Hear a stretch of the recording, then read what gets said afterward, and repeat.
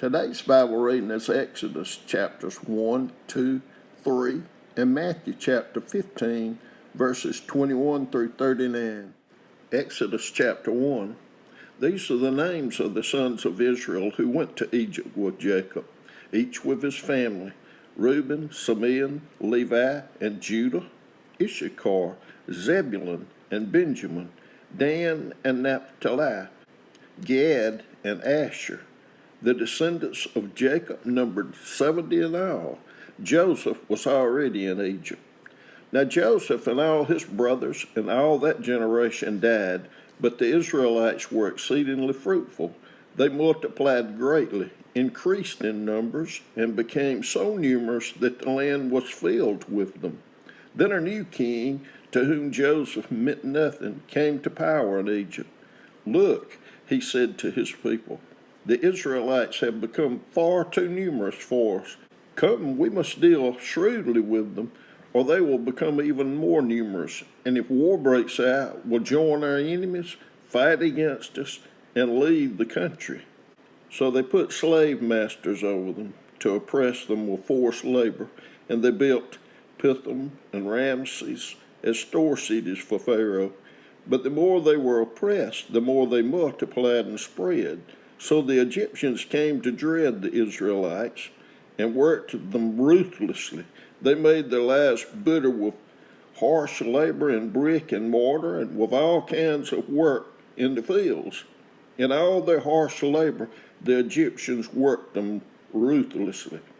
The king of Egypt said to the Hebrew midwives, whose names were Shiphrah and Puah, "When you're helping the Hebrew women during childbirth on the delivery stool, if you see that the baby is a boy, kill him, but if it is a girl, let her live."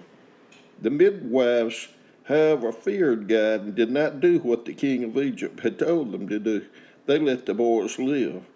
Then the king of Egypt summoned the midwives and asked them, "Why have you done this? Why have you let the boys live?" The midwives answered Pharaoh, "Hebrew women are not like the Egyptian women. They are vigorous and give birth before the midwife arrives."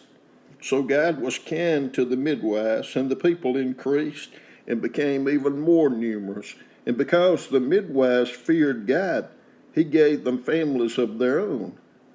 Then Pharaoh gave this order to all his people: "Every Hebrew boy that is born you must throw into the Nile, but let every girl live." Exodus chapter 2. Now a man of the tribe of Levi married a Levite woman, and she became pregnant and gave birth to a son.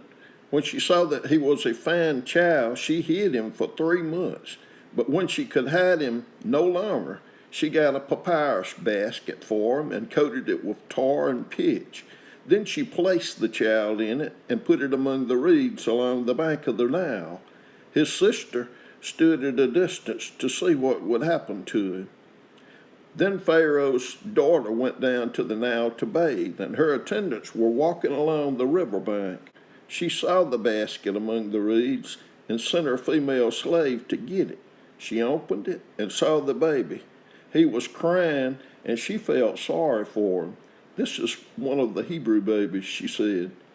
Then his sister asked Pharaoh's daughter, "Shall I go and get one of the Hebrew women to nurse the baby for you?" "Yes, go," she answered. So the girl went and got the baby's mother.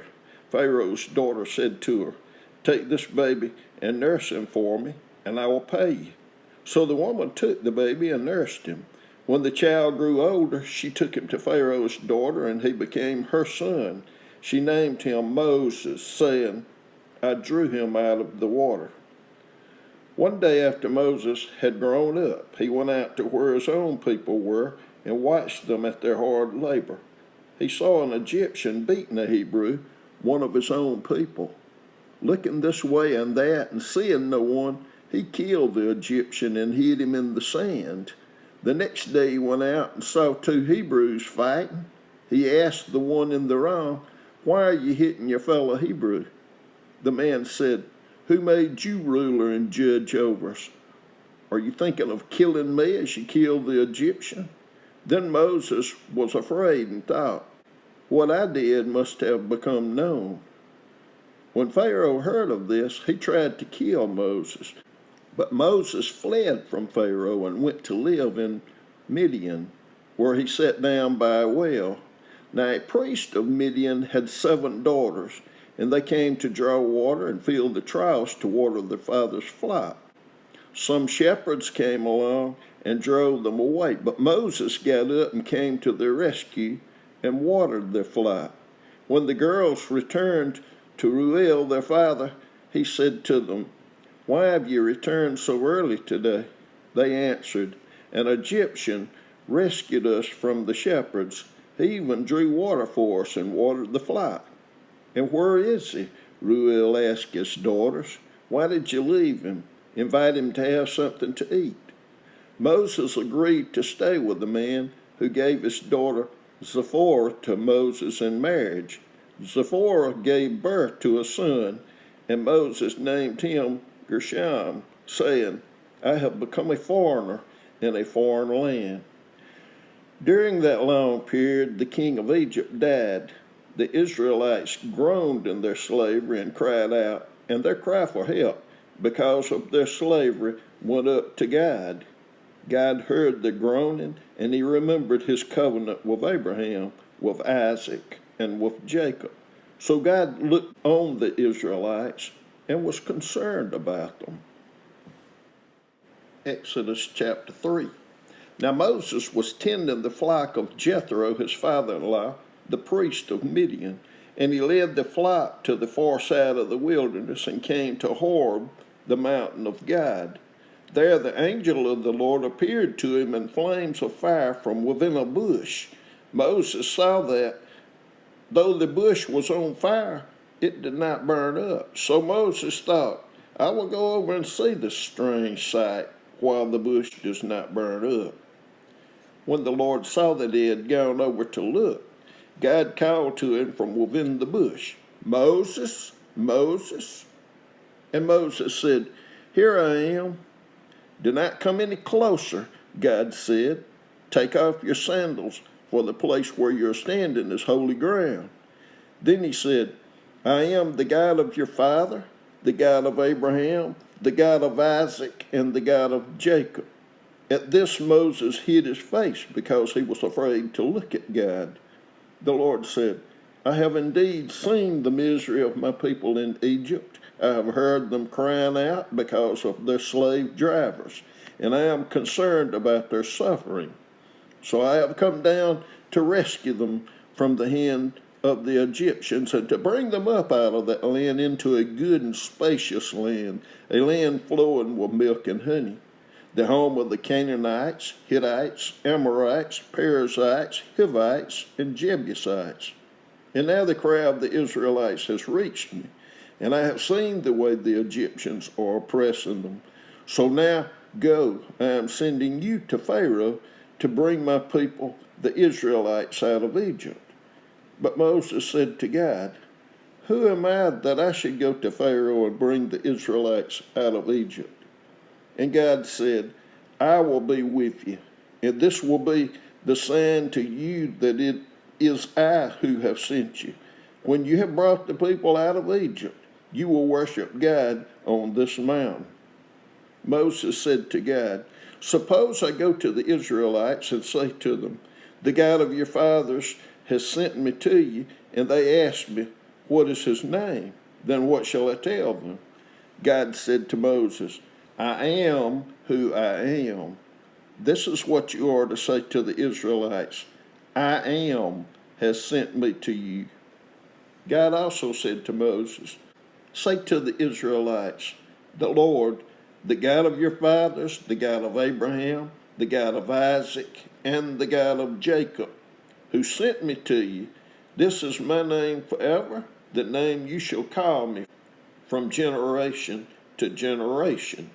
Go assemble the elders of Israel and say to them, the Lord, the God of your fathers, the God of Abraham, Isaac, and Jacob, appeared to me and said, I have watched over you and have seen what has been done to you in Egypt, and I have promised to bring you up out of your misery in Egypt. into the land of the Canaanites, Hittites, Amorites, Perizzites, Hivites, and Jebusites, a land flowing with milk and honey. The elders of Israel will listen to you. Then you and the elders are to go to the king of Egypt and say to him, the Lord, the God of the Hebrews, has met with us. Let us take a 3-day journey into the wilderness to offer sacrifices to the Lord our God. But I know that the king of Egypt will not let you go unless a mighty hand compels him. So I will stretch out my hand and strike the Egyptians with all the wonders that I will perform among them. After that, he will let you go, and I will make the Egyptians favorably disposed toward this people, so that when you leave, you will not go empty-handed. Every woman is to ask her neighbor and any woman living in her house for articles of silver and gold and for clothing, which you will put on your sons and daughters, and so you will plunder the Egyptians. Matthew chapter 15, verses 21 through 39. Leaving that place, Jesus withdrew to the region of Tyre and Sidon. A Canaanite woman from that vicinity came to him, crying out, Lord, Son of David, have mercy on me. My daughter is demon-possessed and suffering terribly. Jesus did not answer a word, so his disciples came to him and urged him, Send her away, for she keeps crying out after us. He answered, I was sent only to the lost sheep of Israel. The woman came and knelt before him. Lord, help me, she said. He replied, It is not right to take the children's bread and toss it to the dogs. Yes, it is, Lord, she said. Even the dogs eat the crumbs that fall from their master's table. Then Jesus said to her, Woman, you have great faith. Your request is granted. And her daughter was healed at that moment. Jesus left there and went along the Sea of Galilee. Then he went up on a mountainside and sat down. Great crowds came to him, bringing the lame, the blind, the crippled, the mute, and many others, and laid them at his feet, and he healed them. The people were amazed when they saw the mute speaking, the crippled made well, the lame walking, and the blind seeing, and they praised the God of Israel. Jesus called his disciples to him and said, I have compassion for these people. They have already been with me 3 days and have nothing to eat. I do not want to send them away hungry, or they may collapse on the way. His disciples answered, Where could we get enough bread in this remote place to feed such a crowd? How many loaves do you have? Jesus asked. 7, they replied, and a few small fish. He told the crowd to sit down on the ground.